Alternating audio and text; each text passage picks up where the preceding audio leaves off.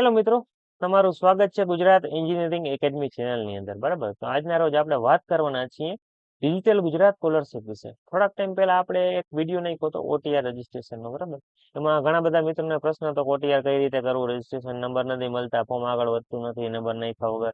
તો એ પ્રોબ્લેમનું સોલ્યુશન મેં તમને બતાવી દીધું પહેલા. બરાબર, મેઇન જે હતો એ. બાકી તો આખું ફોર્મ સિમ્પલ જ છે, જેમ આપણે ભરીએ એ રીતે. બરાબર, તો આ ફોર્મ આજના વિડીયોની અંદર આપણે રિન્યુ કઈ રીતે કરવું ફોર્મ, એના વિશે વાત કરવાના છીએ. બરાબર, તો આખું ફોર્મ આજે રિન્યુ નું ફોર્મ હું આજ ભરીને તમને બતાવવાનો છું કઈ રીતે ફોર્મ ભરાશે, બધી પ્રોસેસ. બરાબર, તો તમારે સૌથી પહેલા ક્રોમ બ્રાઉઝર ઓપન કરી લેવાનું છે.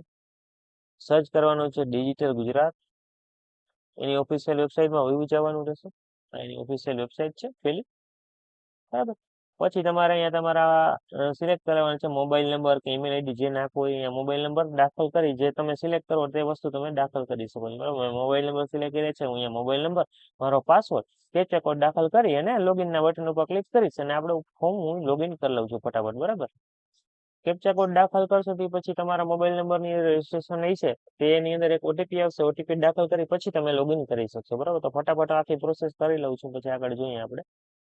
તો આ રીતે તમારા સામે ઓટીપી નો ઓપ્શન આવી જશે. ત્યાર પછી જો તમારો ઓટીપી આવ્યો ના હોય તો રીસેન્ડ એસએમએસ ઉપર ક્લિક કરી શકો છો, અથવા તો જો આવી ગયું તો કન્ફર્મ ઉપર ક્લિક કરી તમારું ફોર્મ લોગિન કરી શકો છો. આ રીતે તમારું ફોર્મ આખું લોગિન થઈને આવી જશે. ઉપર તમારી પ્રોફાઇલ ડિટેલ આવી જશે, નામ ને બધું. બરાબર, પછી તમારે હવે અહીંથી વહી જવાનું છે.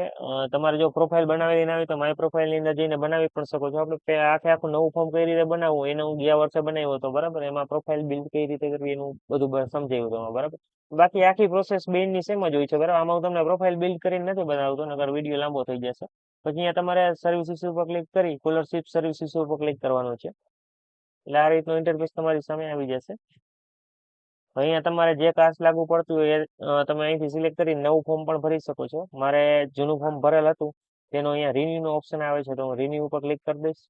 બરાબર, જેને રિન્યુ નો ઓપ્શન ના આવતો એ નવું ફોર્મ પણ ભરી શકે છે. તમારા જે ઇન્ચાર્જ હોય આના એને તમે પૂછી શકો છો. આ રીતે મેં પેલા ફોર્મ ભરેલ હતું એટલે બધી ડિટેલ મારી અમુક ટકા ભરેલી આવી જશે. બરાબર, તો ફટાફટ હું જોઈ લઉં છું બરાબર છે કે નહીં. બરાબર, આધાર વેરિફિકેશન અહીંયા ક્લિક કરી દઈશ. બરાબર, કેમ કે એમાં વેરીફાઈ પાછું કરવું જોશે. એટલે વખતે આપણે કર્યું હતું આખું અહીંયા થઈ ગયું. બરાબર, હવે ઓકે કરી દેવાનું છે. એક મિનિટ, આધાર કાર્ડ વેરિફિકેશન ઓકે, એક પ્રોબ્લેમ છે. તો મિત્રો અહીંયા આ ચોરસ વસ્તુ ઉપર ક્લિક કરી ત્યારબાદ વેરીફાઈ ઉપર ક્લિક કરશો તો જ અહીંયા યસ નો ઓપ્શન આવશે ને તમારો આધાર કાર્ડ વેરીફાઈ થશે. બરાબર, ત્યાર પછી તમારે અહીંયા તમારી મેમ્બર આઈડી દાખલ કરવાની છે. બરાબર, તમને જો તમારી મેમ્બર આઈડી ખ્યાલ નથી તો અહીંયા નાવ ડિટેલ ઉપર ક્લિક કરી તમારી મેમ્બર આઈડી જોઈ શકો છો. બરાબર, હું ફટાફટ મારી મેમ્બર આઈડી અહીંયા દાખલ કરી દઉં છું. બાકી મેમ્બર આઈડી તમારા રેશન કાર્ડ ની અંદર પણ હોય છે. બરાબર, તો અહીંયાથી પણ તમે લઈ શકો છો. મેં મારી મેમ્બર આઈડી દાખલ કરી દીધી છે. તમારે કેવાયસી કરેલું ફરજિયાત છે પરમિટ ની અંદર, ગયા વર્ષે જેમ હતું એ રીતે. બરાબર, અને એક આજુ ફરે એક નવું આવ્યું છે ઓટીઆર રજીસ્ટ્રેશન, એ પણ ફરજિયાત હોય છે. મારી ડિટેલ આવી ગઈ છે. જો આ રીતે તમારી સામે તમારી ડિટેલ આવી જશે મેમ્બર આઈડી દાખલ કરશો પછી તમારે અહીંયા ઓટીઆર રજીસ્ટ્રેશન. બરાબર, ગેટ ઓટીઆર ડિટેલ ઉપર ક્લિક કરી અહીંયા પેલા તમારે ઓટીઆર રજીસ્ટ્રેશન કરવું જોશે. મેં એનો વિડીયો બનાવેલો હતો. એ ઓટીઆર નંબર તમારે અહીંયા દાખલ કરી ગેટ ઓટીઆર ડિટેલ ઉપર ક્લિક કરવાનો રહેશે. તો હું ફટાફટ દાખલ કરી દઉં ઓટીઆર નંબર મારે. તો મેં મારા ઓટીઆર નંબર દાખલ કરી ત્યારબાદ ગેટ ઓટીઆર ડિટેલ ઉપર ક્લિક કરશો એટલે તમારી ડિટેલ નીચેની સાઈડ લખાઈને આવી જશે. બરાબર, તો ફટાફટ આપણે રાહ જોઈ લઈએ થોડી વાર કે આવી જઈ શકે નહીં. તમે જોઈ શકો છો મારી ઓટીઆર ની ડિટેલ આવી ગઈ છે. હવે નીચેની સાઈડ આપણે વયું જવાનું છે, ત્યાં તમારી ડિટેલ આવી જશે અમુક ટકા ભરેલી. બરાબર, આમાં કઈ ફેરફારો થયો હોય તો તમે અહીંથી સુધારી પણ શકો છો. ઓકે, તમારે આવકમાં ફેરફાર હતો તો મેં સુધારી નાખ્યો છે. બાકી તમારામાં કઈ પણ ફેરફાર થયો હોય તમે સુધારી શકો છો. બાકી સેમ હોય તો તમે સેમ રાખી શકો છો. બરાબર, અહીંથી તમારું વિલેજનું નામ છે તે ખાસ સિલેક્ટ કરી લેજો, કેમ કે આમાં હટી જતું હોય છે સેવ કરો ત્યાં. બરાબર, એક એ પ્રોબ્લેમ આવે છે. અને બાકી 3 3 ટીક હોય છે આમાં, એ થતા નથી ઘણા મિત્રોને. બરાબર, ત્યાં પણ ઘણા મિત્રોને પ્રોબ્લેમ આવે છે. આપણે જોઈ લઈએ, આમાં વિલેજનું નામ છે પાછું આવતું નથી. એક મિનિટ,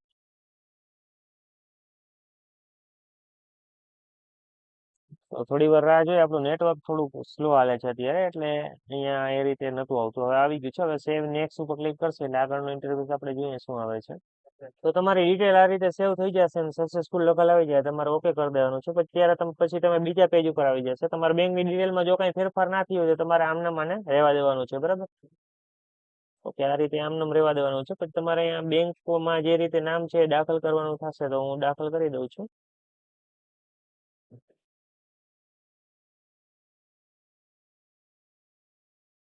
ઓકે, તો મેં મારું નામ દાખલ કરી દીધું છે, અને આમાં ખાસ જોઈ લેવાના છે, બંનેમાંથી એક ટીક નહીં હોય તો પણ નહીં ચાલે, બરાબર. સેવ એન્ડ નેક્સ્ટ ઉપર ક્લિક કરી આગળ આપણે વધીએ. આગળનું સ્ટેપ શું આવે છે જોઈએ. ઓકે મિત્રો, તો આ રીતે તમારા સામે આવી જશે. તમારે ઓકે કરી દેવાનું છે. તમારી ડિટેલ સેવ થઈ ગઈ સક્સેસફુલી, બરાબર. પછી આ રીતે તમારી ડિટેલ આવી જશે. અહીંયા તમારા એનરોલમેન્ટ નંબર છે તમારે દાખલ કરવાના થશે.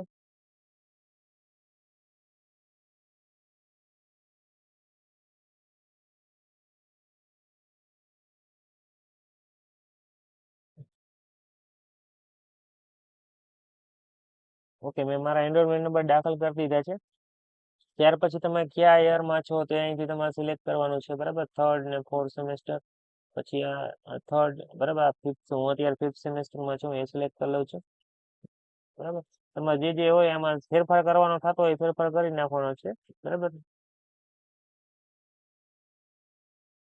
એક તો આ તમારે બદલવાનું થશે આમાં, અને બાકી અહીંયા તમારે જે તારીખ છે એ બદલવાની થશે. તો જે અમને કોલેજ વાળાએ તમને આપી છે પીડીએફ આપેલી છે, તો એમાંથી તમારે જોઈ અને અહીંયા દાખલ કરી દેવાની રહેશે, બરાબર. જે તમને આપી હોય તમારી ટર્મ ડેટ આખા વર્ષની, બરાબર, તે દાખલ કરવાની રહેશે, બરાબર.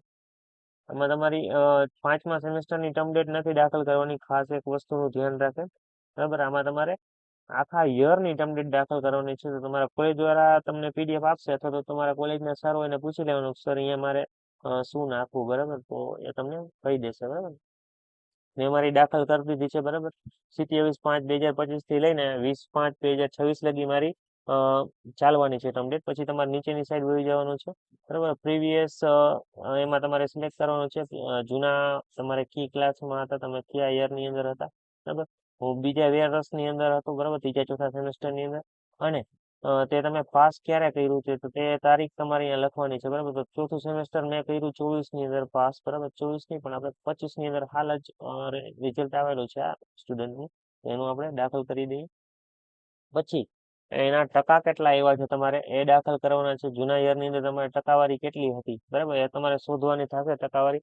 ટકાવારી શોધવાનું સૂત્ર આપણે તમને કોલેજની વાળાએ જો પીડીએફ આપી છે તો તેની અંદર આવી ગયું હશે. છતાં પણ જો ના આવ્યું હોય તો તમને કહી દઉં, 5મા સેમેસ્ટરની અંદર હોય ને શું કરવાનું કે ત્રીજા સેમેસ્ટરના એસબીઆઈ અને ચોથા સેમેસ્ટરના એસબીઆઈ બેનો સરવાળો કરવાનો, અને એને ભાંગ્યા 2 કરવાના, અને -0.5 કરી, બરાબર. અને પછી જે જવાબ આવે એને 10 વડે ગુણી નાખશો એટલે તમારા પર્સન્ટેજ આવી જશે. તો હું મારા પર્સન્ટેજ છે આ સ્ટુડન્ટને અહીંયા ફટાફટ શોધીને નાખી દઉં છું. પર્સન્ટેજ મેં દાખલ કરી દીધા છે, મેં કીધું એ સૂત્ર પ્રમાણે, બરાબર. પછી તમારે તમારા 10માની ડિટેલ તમારે ભરવાની રહેશે, બરાબર, ધોરણ 10 ની, બરાબર. જેના થ્રુ તમે ડિપ્લોમામાં આવ્યા હોય એ ડિટેલ તમારે નાખવાની રહેશે. સીટુડી ના જો કોઈ સ્ટુડન્ટ હોય તેને અહીંયા આઈટીઆઈ ની ડિટેલ નાખવાનો ઓપ્શન આવતો હોય છે, બરાબર. તો હું ફટાફટ અહીંયા ડિટેલ મારી છે એ દાખલ કરી દઉં છું, 1 મિનિટ. ઓકે, અહીંયા તમારે લખવાનું છે ગુજરાત. અહીંયા ઓપ્શન નથી આવતો સિલેક્ટ કરવાનો, અહીંયા 10 સિલેક્ટ કરવાનો ઓપ્શન આવવો જોઈએ. આપણે કામ કરીએ બીજું કોઈ પણ સિલેક્ટ કરી અને પછી આપણે 10 સિલેક્ટ કરીએ તો કદાચ ઓપ્શન આવી જાય. હા, આવી ગયો. ઓકે, હવે તમારે અહીંયા સ્ટ્રીમ બ્રાન્ચ દાખલ કરવાની છે, બરાબર. પછી તમારે અહીંયા સીટ નંબર દાખલ કરવાના છે, સી થી સ્ટાર્ટ થતા હોય, બરાબર. પછી તમે પાસ ક્યારે કર્યું એ તમારે દાખલ કરવાનું છે. પછી તમારે એમાં પર્સન્ટેજ કેટલા આવ્યા છે એ દાખલ કરવાના છે. પછી તમે નીચેની સાઈડ જશો એટલે તમારે ગેપ હોય તો અહીંયા ગેપ દાખલ કરવાનો છે. પછી તમને અહીંયા આ બધી ફીઝની ડિટેલ છે તમારા કોલેજ વાળા આપી છે, બરાબર. જાજા ભાગે તમારે આ છે ફીઝ વચલા નંબરની મિસ ફી, બરાબર, એની અંદર જ તમારે ફેરફાર કરવાનો થશે. બાકી બધીમાં સેમ જ આવશે. છતાં તમારા કોલેજને જે પીડીએફ મોકલી એની અંદર લખાયેલી છે એમાંથી જોઈ અને દાખલ કરી ત્યારબાદ સેવ ના ઓપ્શન ઉપર ક્લિક કરવાનું છે, બરાબર. અને ધોરણ 10 ની ડિટેલ ફિલ કરી પછી એડ ના ઉપર ક્લિક કરશો એટલે એડ થઈ જશે. પછી ત્યારબાદ આ બધી ડિટેલ ભરી અને સેવ ઉપર ક્લિક કરી નેક્સ્ટ ના પેજ ઉપર તમારે વહી જવાનું રહેશે. તો મિત્રો અહીંયા 1 બાય 1 તમારે હે ને બધાય ચારે ચાર સેમના પણ તમારે ડિટેલ એડ કરવી જોશે, બરાબર. હું તમને ત્યાં 10માનું જ કીધું હતું, પણ તમારે આ બધા સેમના એડ કરવા જશે ને કોલેજમાંથી પાછા મોકલે છે ને પાછા તમારે એડ કરવા થશે, બરાબર. એના કરતા તમે સારું છે પહેલાથી જ એડ કરી દો પર્સન્ટેજ શોધીને, બરાબર. સેમના પર સેમના પર્સન્ટેજ શોધવા માટે 0. જેટલા એસપીઆઈ હોય એમાંથી 0.5 માઇનસ કરો, પછી બરાબર કરી અને ગુણ્યા 10 કરશો એટલે તમારા પર્સન્ટેજ આ રીતે આવી જશે. આ રીતે તમારા બધા પર્સન્ટેજ એડ કરી અને તમારું 4 સેમનું ડિટેલ એડ કરી દેવાની છે. પછી તમારે નીચે જઈ અને સેવ એન્ડ નેક્સ્ટ ઉપર ક્લિક કરી દેવાનું છે. એટલે આ રીતનું ઇન્ટરફેસ આવી જશે, બરાબર.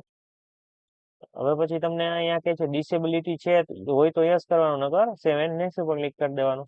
પછી તમારી સામે આ રીતનું ઇન્ટરફેસ આવી જશે. તમારે અહીંયા હવે તમારા ડોક્યુમેન્ટ છે તે બધા અપલોડ કરવાના થશે. તમારો પાસપોર્ટ સાઇઝનો ફોટો છે, પછી છે કાસ્ટ સર્ટિફિકેટ, જે સર્ટિફિકેટ અપલોડ કરવો એના નંબર અહીંયા એન્ટર કરી અને પછી જ તમારે અપલોડ કરવાનું છે. વિંગની ફર્સ્ટ પેજ પાસબુકની, પછી ફીની રિસિપ્ટ છે, સેલ્ફ ડિક્લેરેશન સર્ટિફિકેટ છે તે તમારે ભરીને આમાં એડ કરવાનું થશે, બરાબર. પછી અહીંયા છે ઇન્કમ સર્ટિફિકેટ છે, બરાબર. એ પણ અહીંયા એડ કરવાનું છે. સ્કૂલ લિવિંગ સર્ટિફિકેટ છે તે એડ કરવાનું છે. પછી કોલેજની જો બોનોફાઇડ હોય એની કઈ જરૂર નથી. ડિસેબિલિટી હોય તો તે અપલોડ કરવાની છે. આઈ કાર્ડ હોય તો તમારે નાખવું હોય તો નાખી શકો છો. પછી છે અહીંયા આપણે શું છે, બ્રેક લીધેલો હોય તો એનું હોય તો તમે એ પણ અપલોડ કરી શકો છો અહીંથી. અને હોસ્ટેલમાં રહેતા હોય તો એનું સર્ટિફિકેટ, અને ત્યાર પછી તમારે અહીંયા ફોટોગ્રાફ અપલોડ કરી ત્યારબાદ તમારે અહીંયા ડ્રાફ્ટમાં સેવ કરી એની પ્રિન્ટ કાઢીને તમારે કોલેજે જઈને વેરીફાઈ કરાવવાનું રહેશે. આ બધા ડોક્યુમેન્ટ આ રીતે સહેલાઈથી તમે અપલોડ કરી તમે આખું તમારું ફોર્મ છે ફિલઅપ કરી શકો છો. અને એની સાઇઝ છે એક મેક્સિમમ 1 MB ની હોવી જોઈએ અને PDF ફોર્મેટમાં તમારા હોવા જોઈએ, બરાબર. એ રીતે તમે તમારું આખું ફોર્મ ફિલઅપ કરી શકો છો આ રીતે, બરાબર. અને પછી તમારે અહીંયા વેરીફાઈ મોબાઈલ નંબર ઉપર ક્લિક કરી વેરીફાઈ કરી અને કોલેજથી તમને એપ્રુવ આપી દે બરાબર છે, બરાબર. પછી વેરીફાઈ કરાવી ત્યારબાદ સબમિટ બટન ઉપર, ત્યાર પછી કન્ફર્મ થઈ જાય 100%. તમારી રીતે પણ એકવાર જોઈ લેજો, ત્યાર પછી જ ફાઇનલ સબમિટ કરજો, બરાબર. અને પછી એની પ્રિન્ટ કાઢીને તમારા કોલેજે વેરિફિકેશન કરવા બધા ડોક્યુમેન્ટ લઈને જવાનું થશે, બરાબર. આ રીતે આખી તમારી પ્રોસેસ હોય છે ફોર્મની, બરાબર. અને બાકી મેં તે ભાગનું ફિલઅપ કરીને પણ તમને બતાવી દીધું. અને જો તમારે ન્યૂ ફ્રેશ ફોર્મ કઈ રીતે ભરવું એની માહિતીની પણ જરૂર હોય તો મને કોમેન્ટ કરજો, તો એ પણ વિડીયો તમને ટૂંક સમયમાં જોવા મળી જશે. Thank you for watching Gujarat engineering academy channel. આવા નવા વિડીયો જોવા માટે અમારી ચેનલને સબસ્ક્રાઈબ કરો અને બેલ આઇકન જરૂરથી દબાવો.